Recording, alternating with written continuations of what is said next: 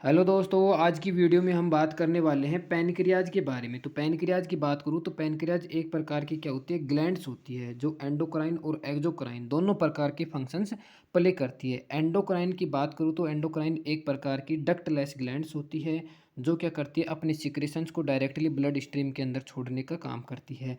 तो यहाँ पे एक प्रकार की क्या पाई जाती है, सेल्स पाई जाती है जिसे क्या बोलते हैं, आइसलेट्स ऑफ लैंगरहैंस बोलते हैं, जो क्या करती है, हॉर्मोन्स का सिक्रेशंस करती है। देन ये हॉर्मोन्स कौन कौन से होते हैं, जैसे इंसुलिन हो गया, ग्लूकागोन हो गया, सोमेटोस्टेटिन हो गया, पैनक्रियाटिक पॉलीपेप्टाइड्स हो गए। ये हॉर्मोन्स जो होते हैं डायरेक्टली ब्लड स्ट्रीम के अंदर छोड़े जाते हैं। अब मैं बात करूँ एक्सोक्राइन की, तो एक्सोक्राइन जो होती है इसमें क्या होती है, डक्ट प्रेजेंट होती है जो अपने सिक्रेशंस को कहाँ पे लेकर आती है, डक्ट के द्वारा डुओडेनम के अंदर लेकर आती है।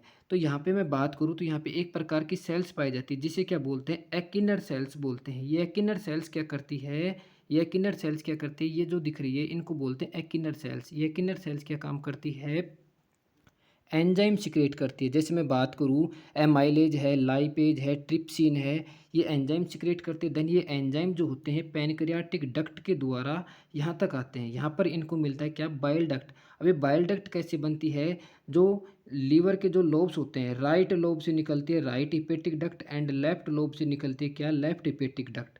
और ये दोनों मिलकर क्या बनाती है, कॉमन हिपेटिक डक्ट बनाती है। अब जब लीवर बाइल का सिक्रेशंस करता है तो यहाँ पे आता है कॉमन हिपेटिक डक्ट के अंदर। कॉमन हिपेटिक डक्ट से किस में जाता है, इससे इधर जाता है और इसको बोलते हैं क्या, इसको बोलते हैं सिस्टिक डक्ट।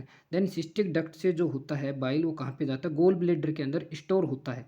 देन फिर क्या होता है, गोल ब्लेडर से जो बाइल होता है वो सिस्टिक डक्ट के द्वारा निकलता है और यहाँ पे इसको बोलते हैं क्या, कॉमन बाइल डक्ट। इसको क्या बोलते हैं, कॉमन बाइल डक्ट। अब कॉमन बाइल डक्ट और पैनक्रियाटिक डक्ट दोनों आपस में मिलती हैं और किसका निर्माण करते हैं, हिपेटो पैनक्रियाटिक एम्पुला का निर्माण करती है।